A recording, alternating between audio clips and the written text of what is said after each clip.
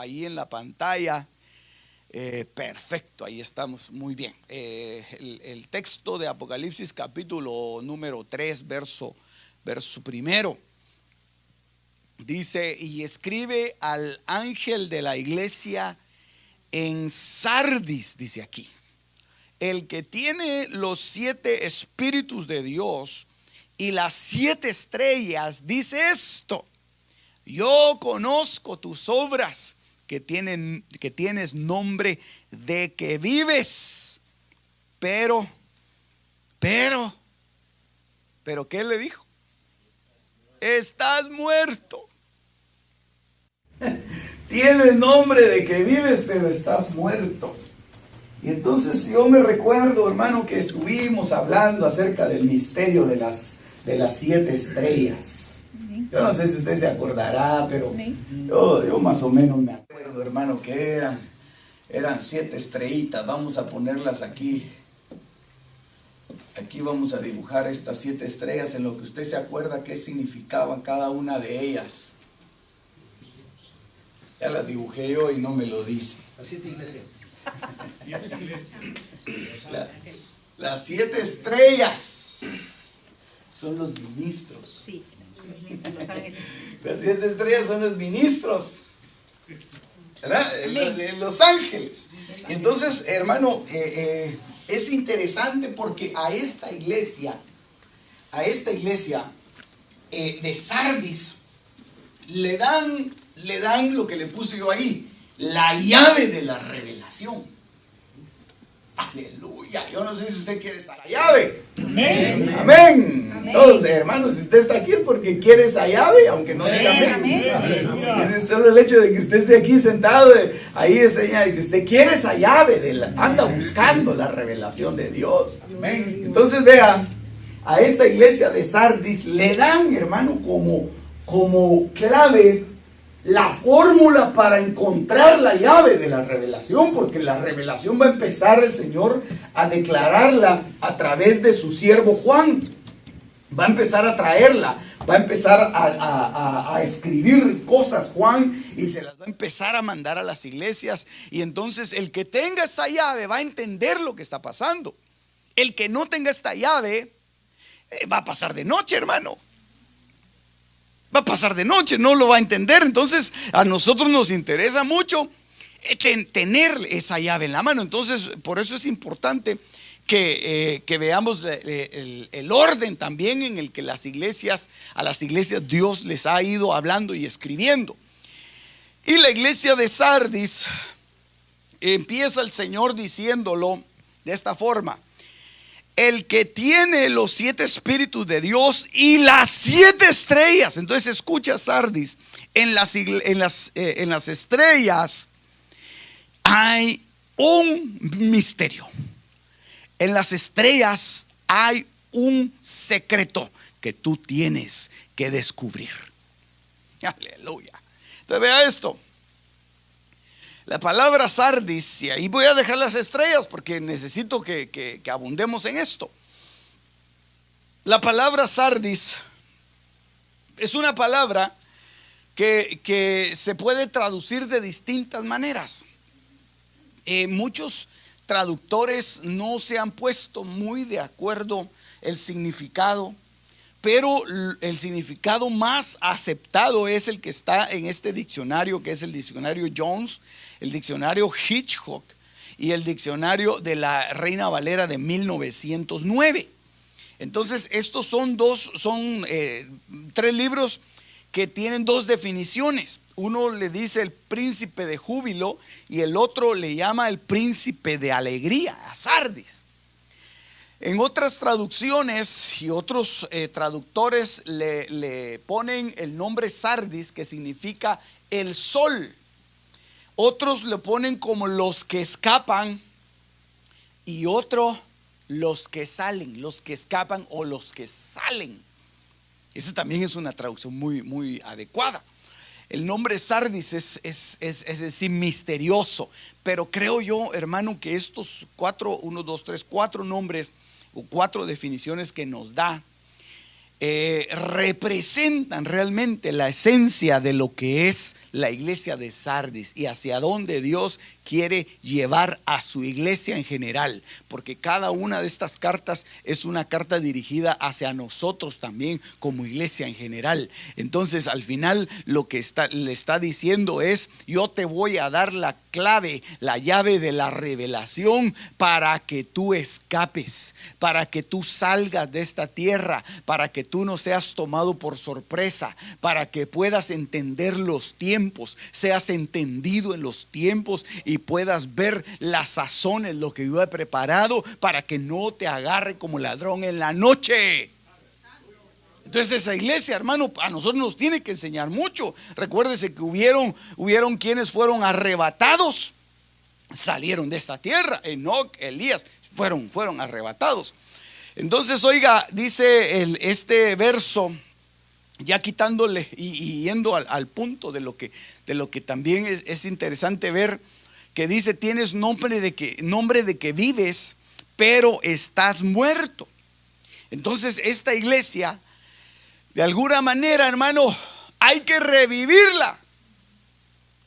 Esta iglesia tiene un nombre, y el príncipe de júbilo, el príncipe de gozo, pero en realidad es una iglesia que ha perdido el gozo, que ha perdido la alegría, que ha perdido el júbilo. ¿Por qué? Porque, hermano, mire, una de las cosas que trae alegría, que trae gozo, que trae júbilo a nuestra vida es la revelación de Dios.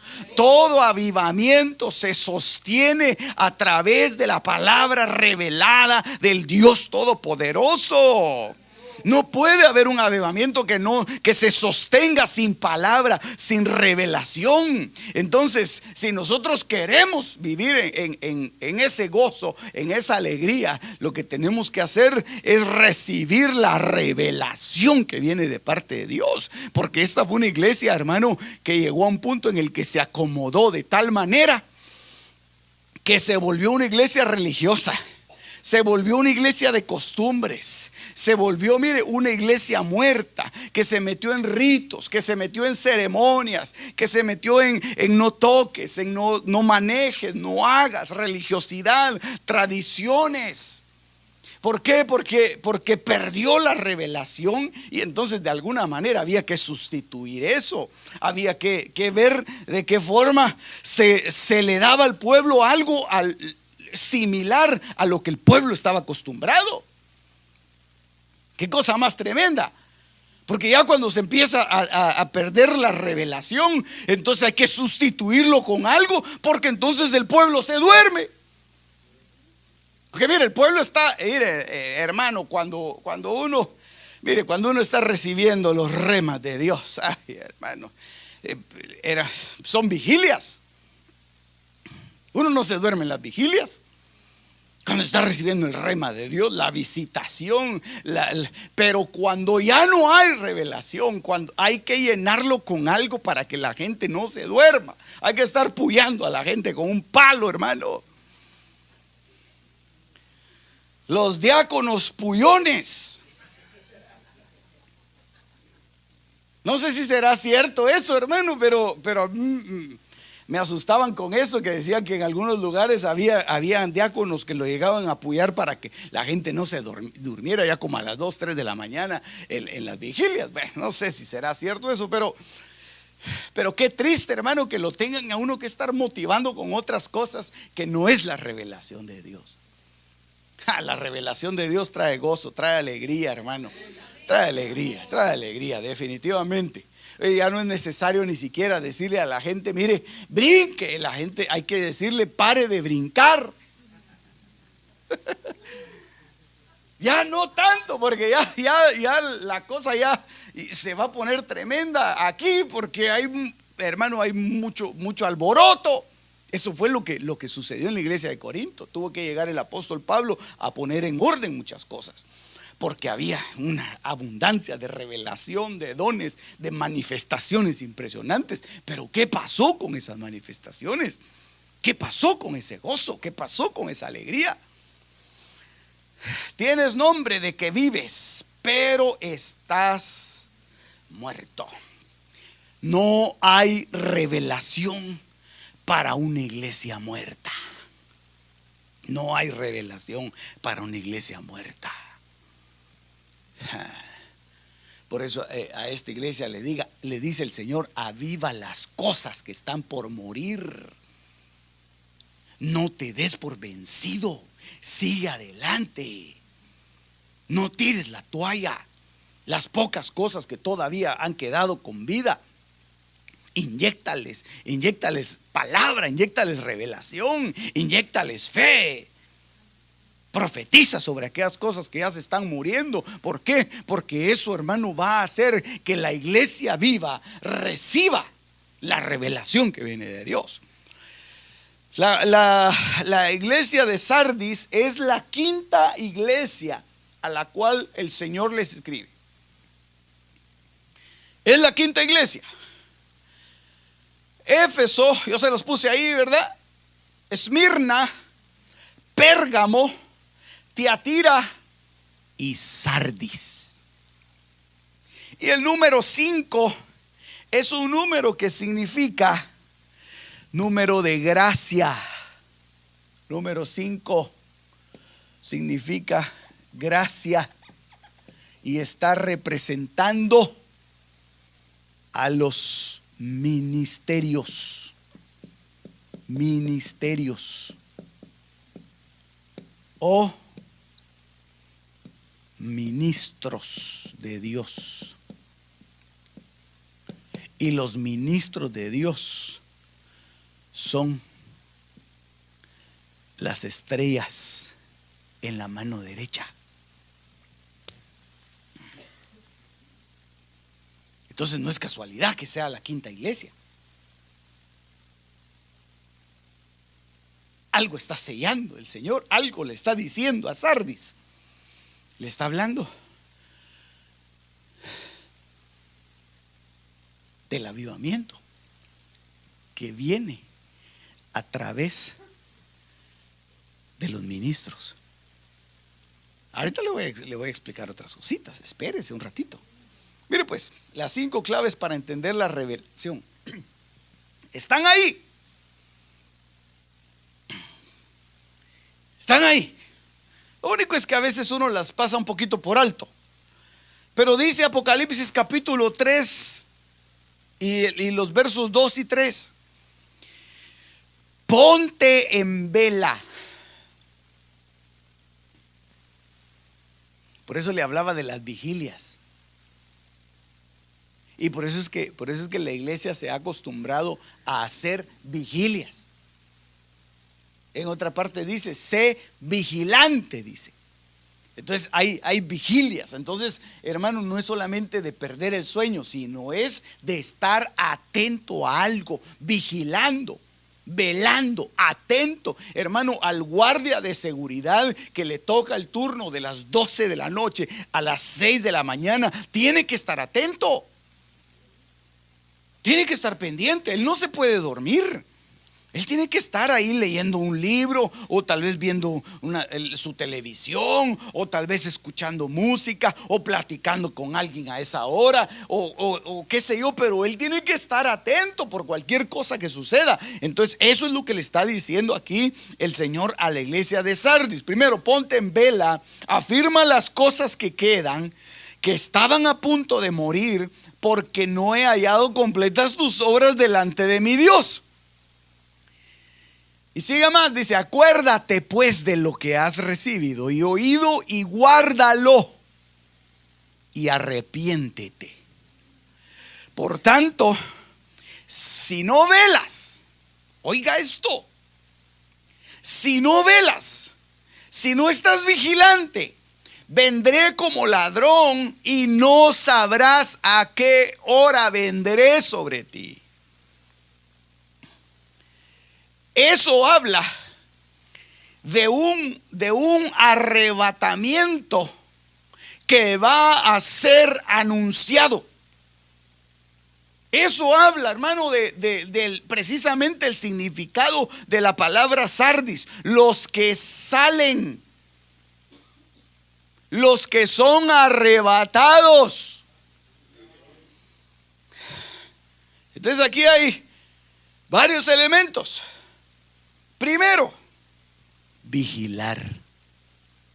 Ahí se los fui enumerando yo para que no nos perdamos, hermano. Segundo elemento, afirmar. Afirma las cosas. Afirmar no es decir solamente decir que sí. Afirmar es ponerlas firmes, hermano.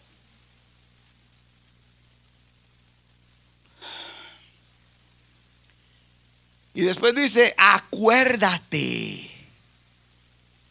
Acuérdate. No de Acapulco, ¿verdad? Acuérdate pues de lo que has recibido.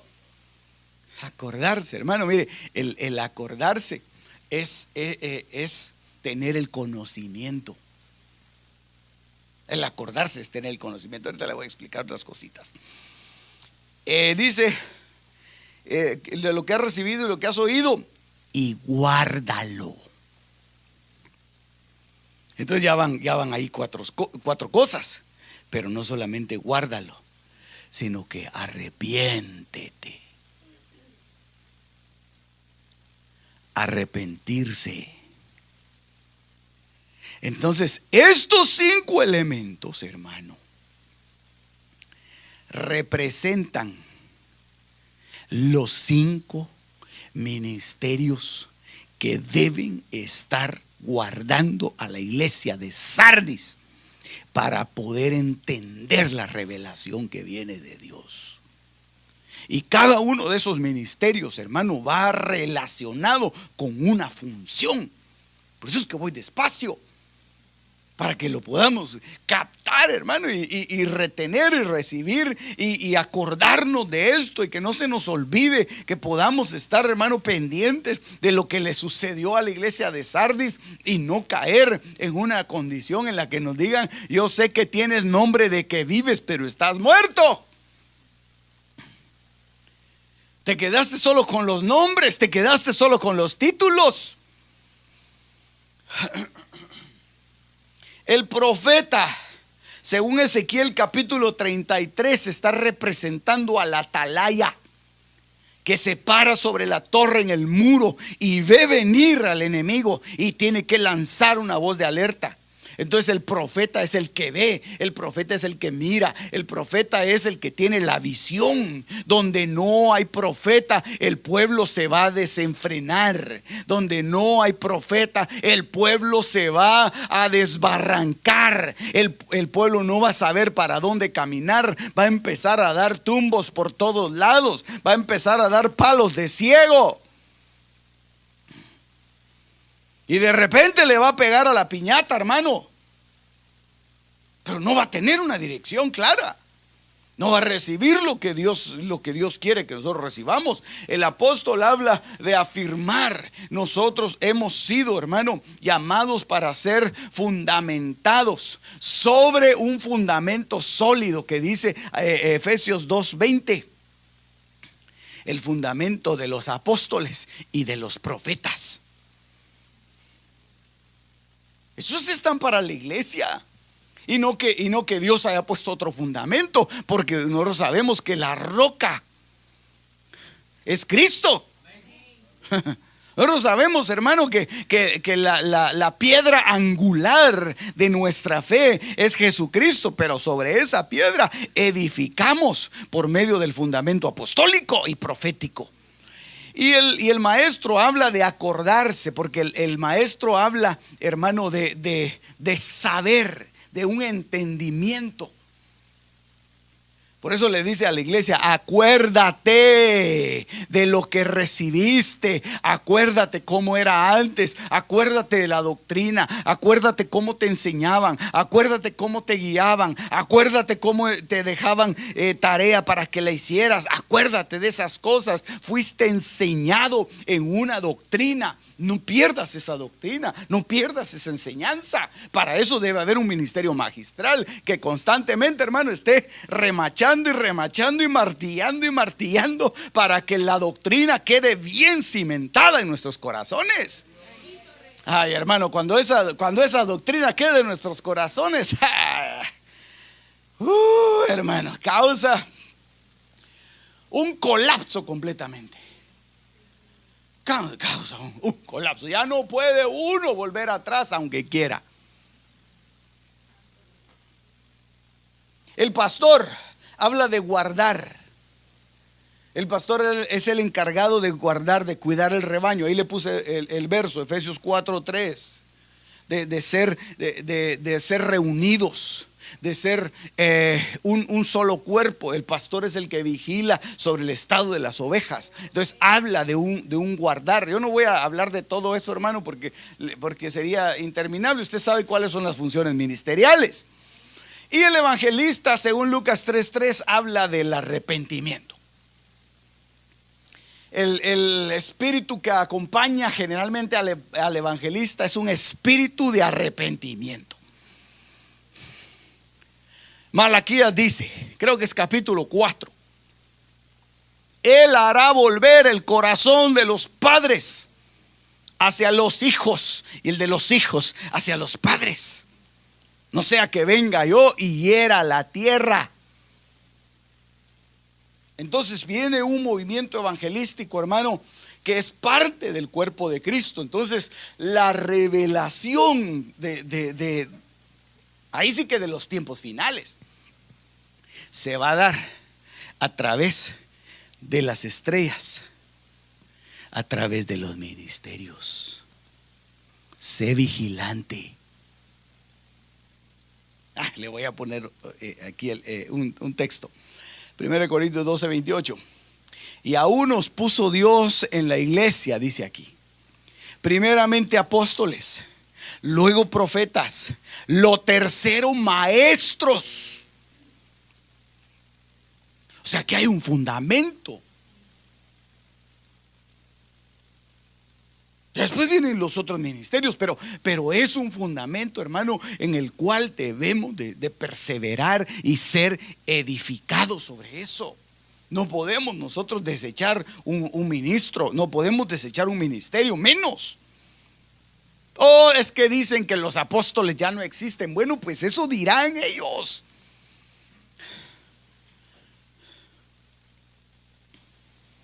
Esos no creen en muchas cosas de las que usted cree. Pero no por eso son mentiras. Bueno, ya hablamos de eso, ¿verdad? Porque hay una iglesia a la que la mandaron a probar a los que se decían ser apóstoles y no lo era. Por tanto dice, si no velas, es el verso 3, vendré como ladrón y no sabrás a qué hora vendré sobre ti. Hermano, el ladrón no le avisa. El ladrón no le dice, esta noche voy a robar tu casa. No, hermano, cuando uno llega, yo no sé quiénes han tenido esa horrorosa experiencia, hermano. El Señor reprenda a los ladrones, hermano, y que se conviertan. y que no registren nuestras cositas, pero ay, hermano, yo sí me recuerdo que una vez llegamos a nuestra casa y nos habían dejado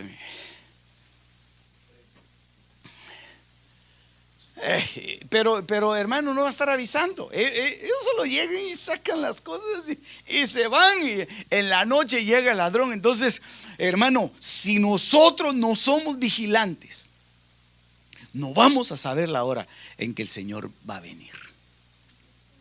Ahora, ¿qué vamos a hacer entonces? Mire, yo le puse este verso porque así es como dice Apocalipsis capítulo 3, verso 3. Pero démosle vuelta. Pongámoslo en sentido inverso. Pongámoslo en sentido inverso. Y le quitamos ahí esas palabras. Por tanto, si velas, vendré como ladrón y sabrás a qué hora vendré sobre ti. Entonces eso habla, hermano, de un conocimiento. Por eso es que cuando le preguntaron al Señor, Señor, ¿cuándo será la señal de tu venida y el cumplimiento de esas cosas que tú estás diciendo tan tremendas? Y entonces el Señor le dijo, el día y la hora nadie lo sabe, sino solamente el Padre, que Él lo puso en su soberana voluntad. Y entonces los discípulos se quedaron pues tranquilos con esa respuesta. Pero dice además, ni el Hijo lo sabe. Pero el asunto es, hermano, que la revelación no se conoce, por eso se llama revelación, porque debe de ser mostrado, debe de ser enseñado, y en el tiempo final va a ser revelado a aquellos que estén velando.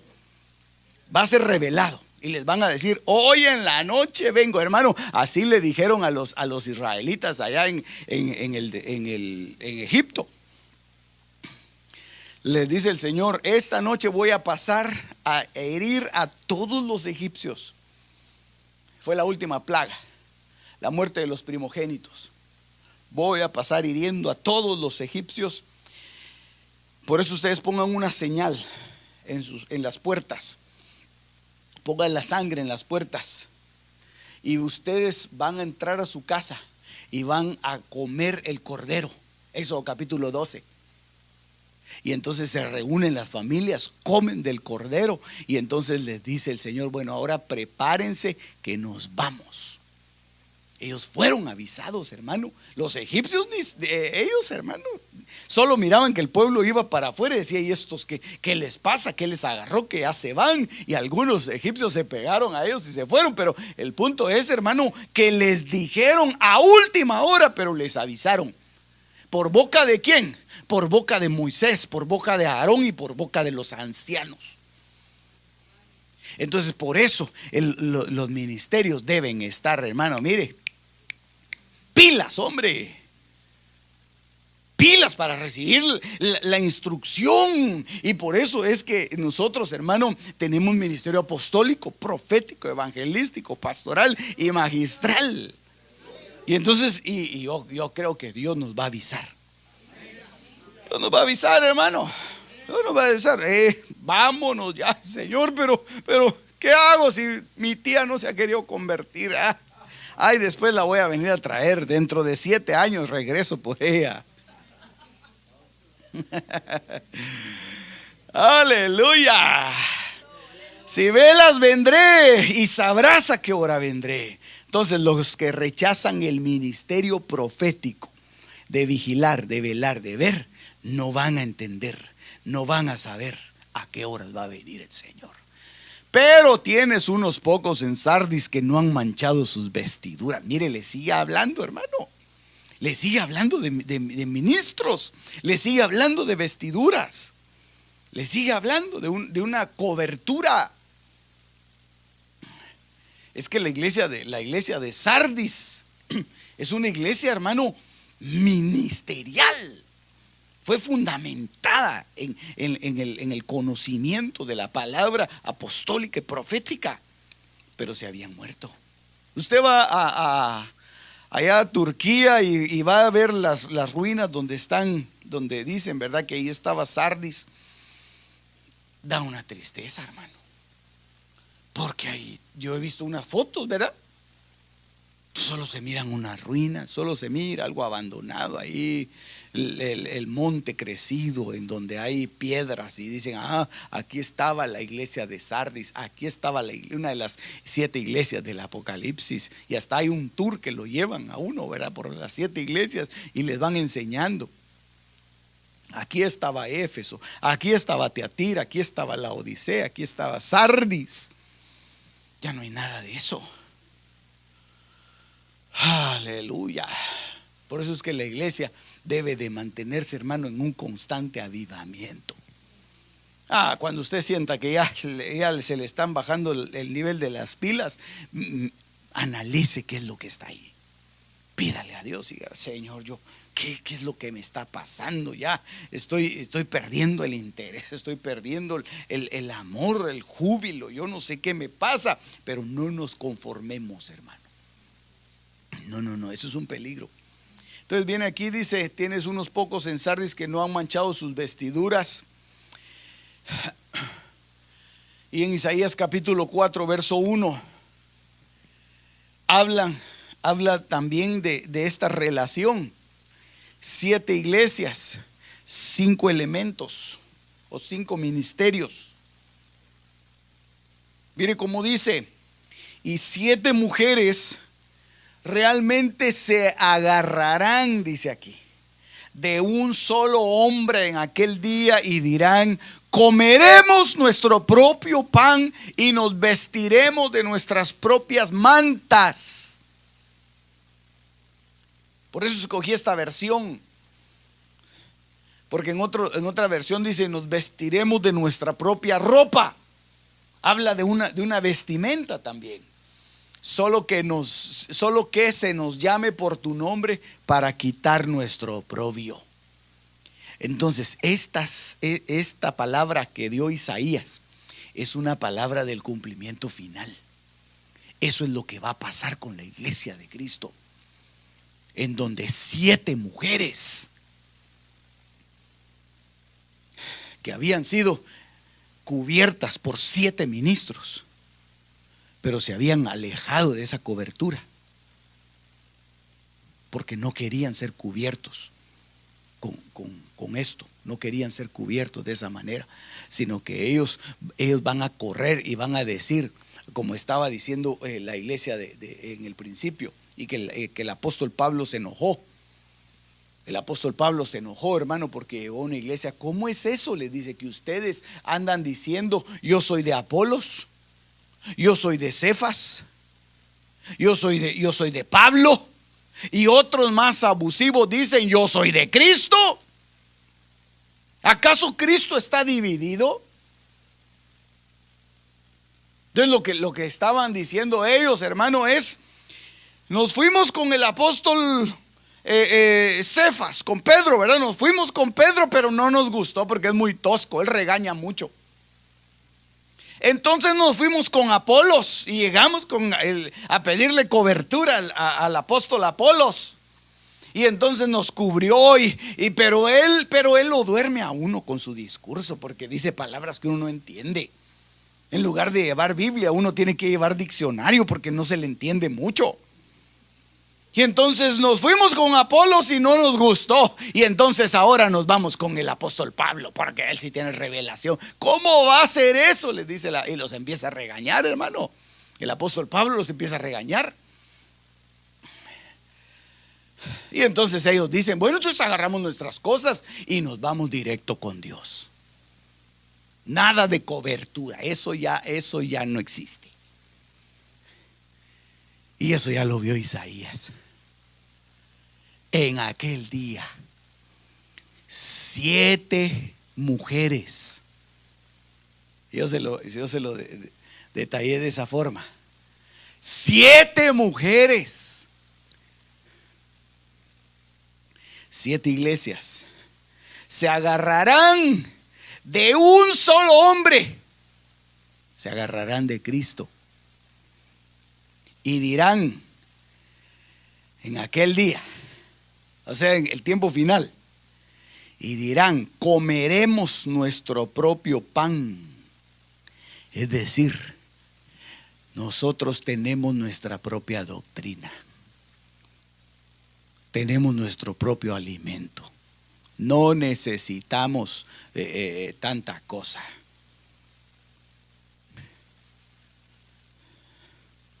Si el único mediador entre Dios y los hombres es Cristo. Y eso es cierto, hermano. Pero Cristo delegó.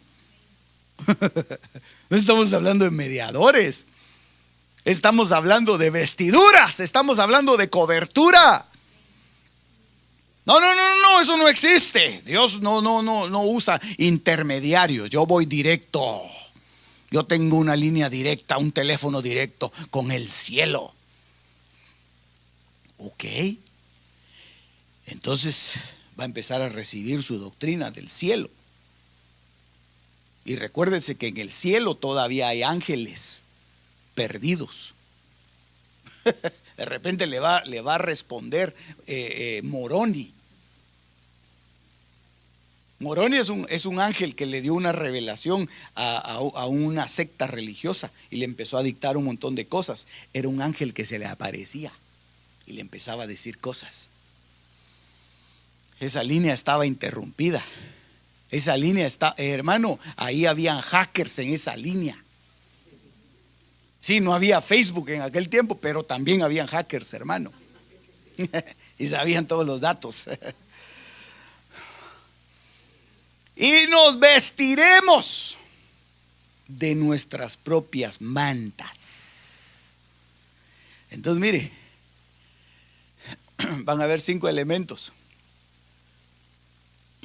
También, ¿verdad? 7 iglesias, 5 elementos, 5 ministerios, 5 mantos, 7 iglesias, 7 estrellas, 7 ángeles.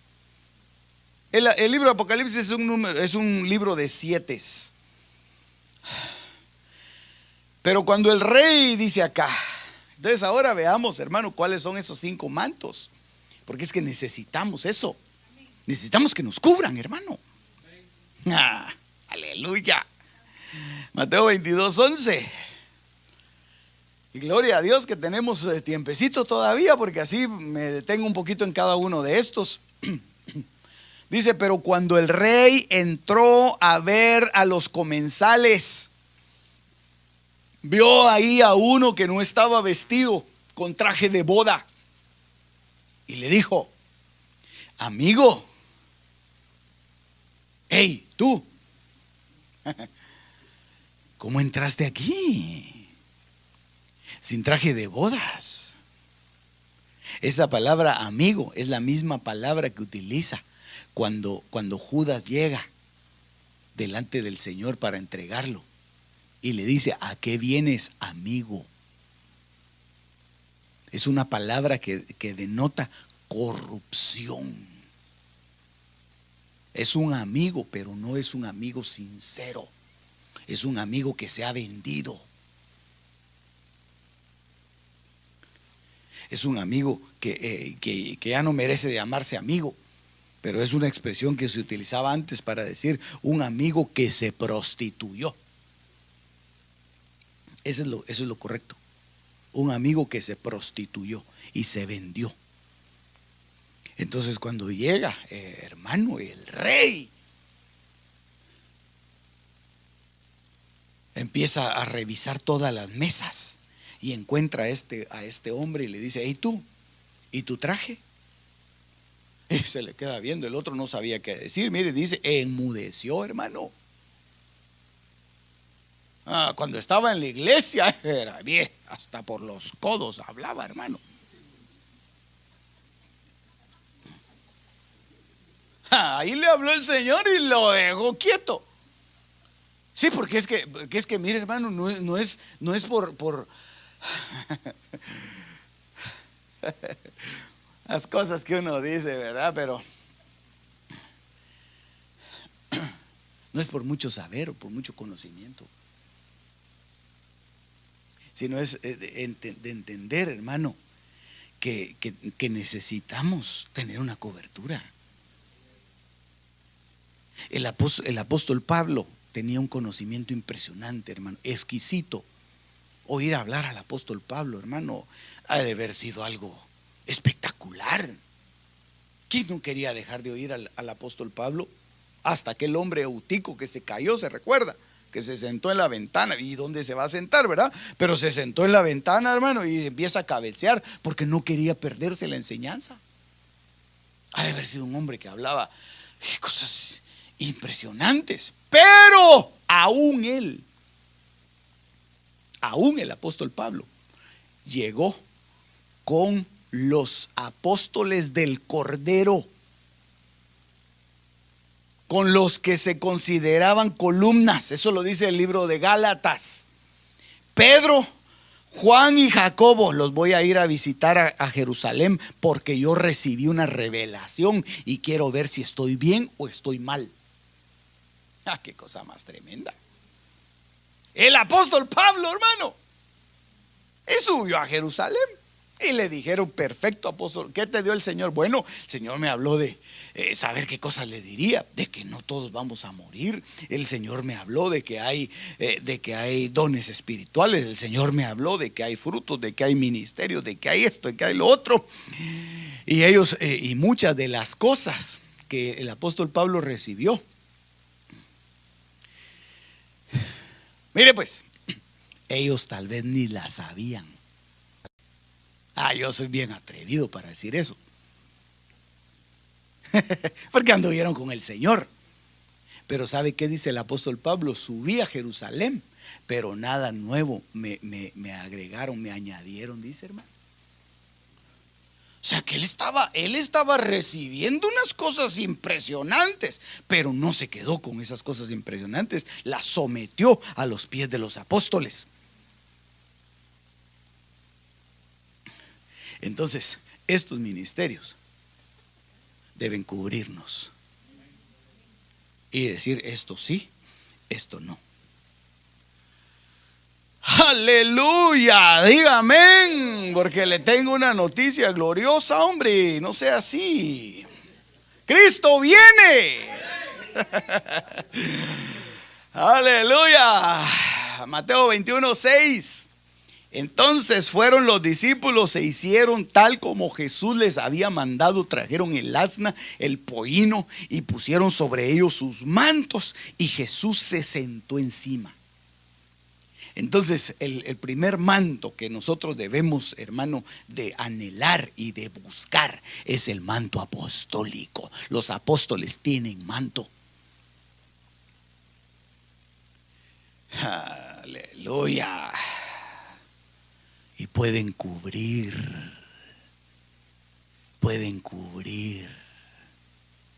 A veces hay batallas tan terribles en los aires, en los ambientes, hermano. A veces hay potestades que están sobre países, sobre regiones, y no hay forma de que se levante un avivamiento. No hay forma de que llegue y se pueda sembrar la semilla, como que estuviera, hermano, uno arando en un desierto. Pero cuando llega, hermano, la administración apostólica, cuando llega la palabra apostólica, cuando llega esa potestad que acompaña al ministerio apostólico, ese misterio de las estrellas en la mano derecha, ay, hermano, ahí empiezan a desalojar los espíritus, ahí empiezan a desalojar las potestades. Por eso es que el apóstol tiene autoridad para enviar.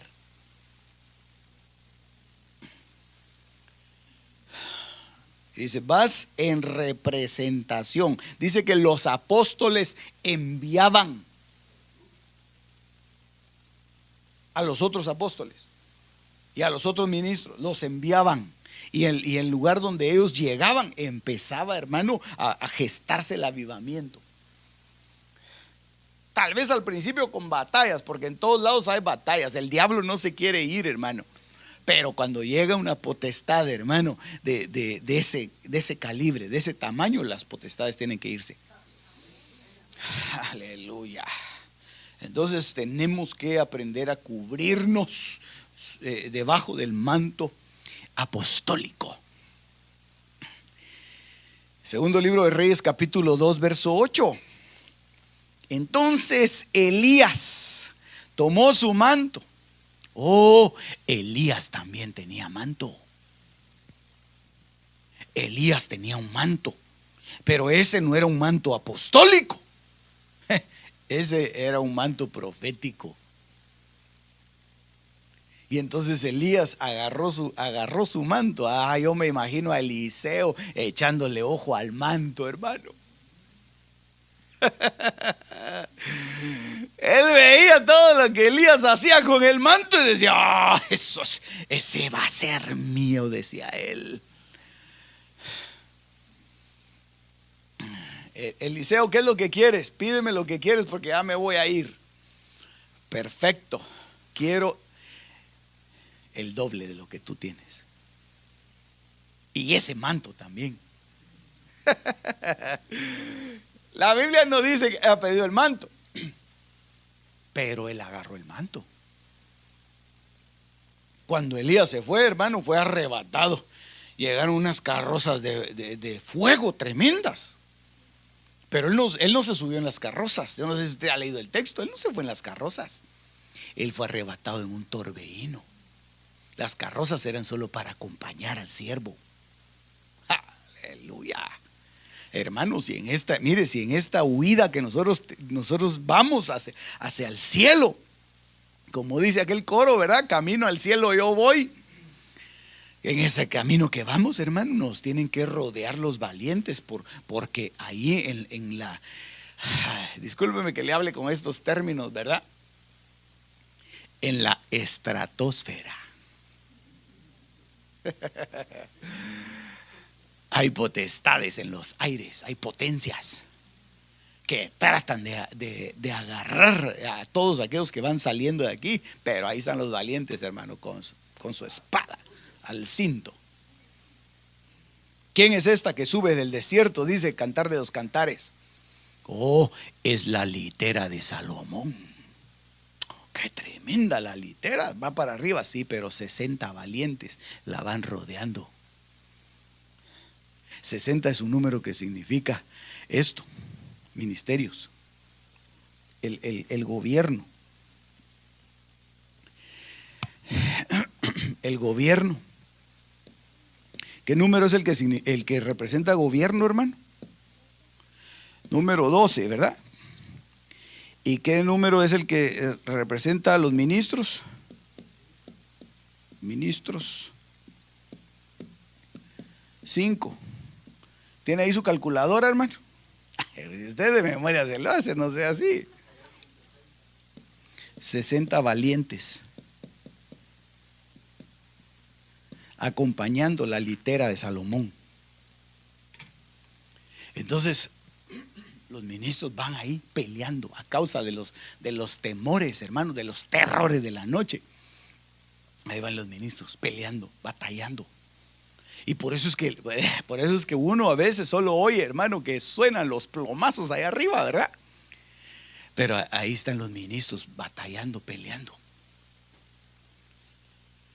Si uno no tuviera esa cobertura, ay Dios, hermano, un misil de esos, así como ¿cómo se llama el escudo que tiene Israel? Se llama la cúpula de hierro, creo que le llaman ellos, o algo así, ¿verdad? Que es una cúpula antimisiles que está cubriendo todo Israel. Algo así es la cobertura, hermano, ministerial. Entonces, el manto profético sirve para muchas cosas, pero una de las cosas que hace, hermano, es que permite que la iglesia pueda ver cosas, pueda atisbar, pueda ser un atalaya para las cosas que van a venir para la iglesia. Luego el manto magistral, Éxodo capítulo 12, verso 34, esta versión dice: así que el pueblo tomó su masa antes de que se leudara, con sus vasijas de amasar envueltas en sus mantos. Ese es el alimento. Esa es la comida. Ese es el manto magistral que cubre el alimento para que no se eche a perder, para que no se contamine. Por eso, hermano, es que el ministerio magistral debe ser bien cuidadoso de apegarse a lo que dice la doctrina, no contaminarla. La doctrina contaminada hace daño. Es como la levadura que empieza a leudar la masa, y por eso es que salen tantas doctrinas erróneas de supuestos maestros que le salen a enseñar a la iglesia. Y de repente aparece un pseudo maestro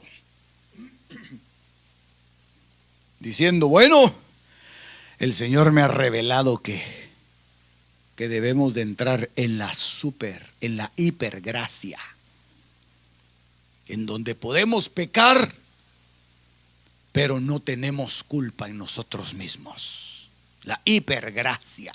El pueblo bien contento porque les dieron rienda suelta, les soltaron la cadena para que se vayan a pecar. Falsos maestros, herejías destructoras, doctrinas de demonios. Ahora vamos a hablar de la superfe. Y el que no tenga plata es porque anda en pecado. Ay, mire, falsos maestros, falsas doctrinas. Entonces, en el manto magistral, ahí va a estar la comidita bien guardadita, hermano. Aleluya, qué lindo el Señor. Veamos otro. De unos minutitos, aleluya. Ruth capítulo 3, verso 9. Y él dijo: ¿quién eres? Y ella respondió: yo soy Ruth, tu sierva. Extiende pues tu manto sobre tu sierva, por cuanto eres pariente cercano. Ay, qué lindo eso, hermano. Qué lindo eso, hombre. Porque el manto pastoral lo que hace es que cubre con amor, como lo haría una madre a su hijito, hermano. ¿Cuántas madres habrán por aquí? Aleluya, aleluya.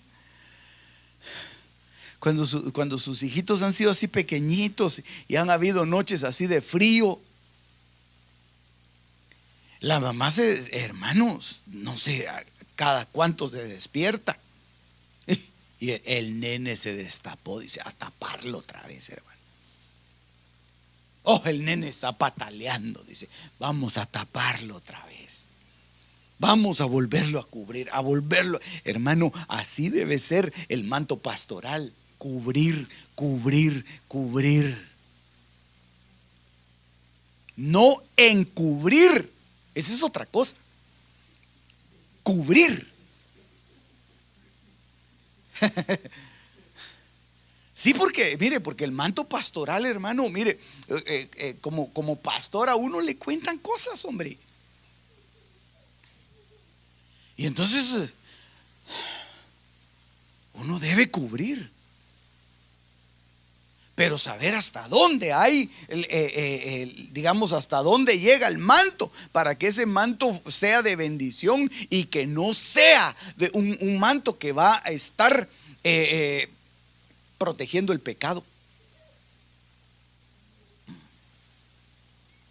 Fíjese, pastor, que yo tengo 2 mujeres y no sé cómo deshacerme de una. No me decido por cuál. Pero como entendió mal lo del manto pastoral, entonces el pastor dice: no, yo te tengo que cubrir, que nadie lo sepa. No, hermano, ahí está encubriendo. Ahí no está cubriendo. Al contrario, ahí lo que está haciendo es que lo está dejando expuesto. Entonces el manto pastoral es para cubrir, para ministración, para liberación, para perfección. Para eso es el manto pastoral. Por eso es que nosotros no podemos andar como ovejas sin pastor. Tiene que haber un pastor, hermano. Hay que rendirle cuentas. A nadie nos gusta rendir cuentas. No nos gusta, pero hay que hacerlo. No, yo no le voy a... mi pastor, ¿para qué se va a enterar de cuánto gano? Hermano, yo no sé por qué a veces uno se entera de cosas, ¿verdad?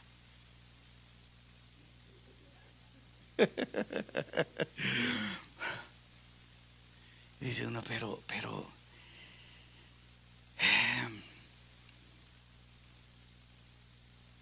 bendito sea este hermano. No voy a decir nombres, ¿verdad?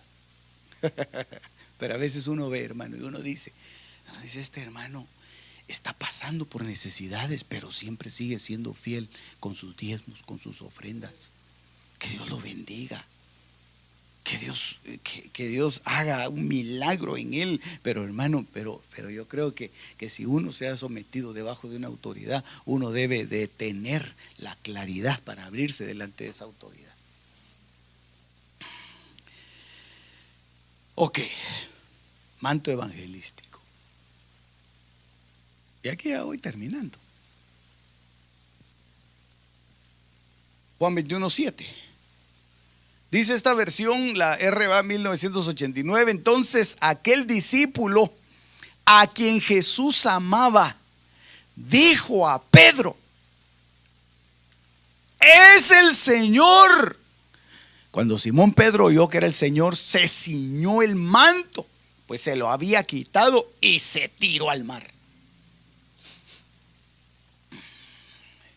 Este es el manto evangelístico. ¿Por qué? Porque ellos, hermano, ellos estaban en una actividad evangelística. Ellos estaban pescando. Ellos eran pescadores. Ellos ya les había entrado la noche ahí pescando, no habían agarrado nada, se habían esforzado de qué manera, hermano, y entonces ellos no sabían qué hacer, pero de repente vino la palabra de parte del Señor y agarraron gran cantidad de peces. Yo no me quiero centrar en eso, sino yo lo que quiero centrarme, hermano, es de que el apóstol Pedro entendió que debía presentarse delante de Dios con un manto.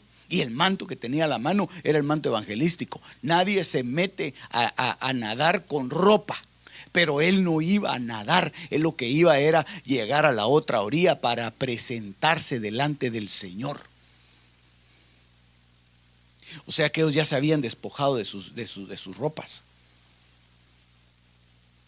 Y se puso el manto encima. Entonces ese manto evangelístico, hermano, tiene que estar sobre nosotros. Nosotros deberíamos de fluir más en lo evangelístico. Ahora deberíamos de fluir en lo evangelístico y decir: yo me voy a ceñir el manto de lo evangelístico y voy a empezar a hacer lo que Dios dijo que yo tenía que hacer. En el nombre de Jesús, hermano, estos 5 mantos son para nosotros. La iglesia de Sardis no menospreció los cinco mantos. Lo único es que se apagó. Pero ninguno de estos mantos es menospreciable, hermano. Apocalipsis 3:1. Y con esto voy a terminar. Fue con el que empecé. Y escribe al ángel de la iglesia en Sardis, el que tiene los 7 espíritus de Dios y las 7 estrellas, dice esto: yo conozco tus obras, que tienes nombre de que vives, pero estás muerto. Bien haremos en meternos, hermano, debajo de la cobertura que Dios ha dejado. Porque el Señor se va a aparecer un día. Y no sería muy triste, hermano, que no participáramos de ese evento tan glorioso. Aleluya. ¿Cuántos están esperando al Señor, hermano? Aleluya. El que tiene esta promesa, dice la Biblia, se purifica a sí mismo.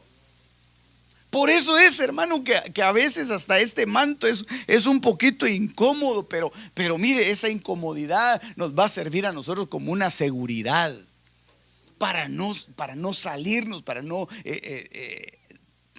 escapar hacia otro lado.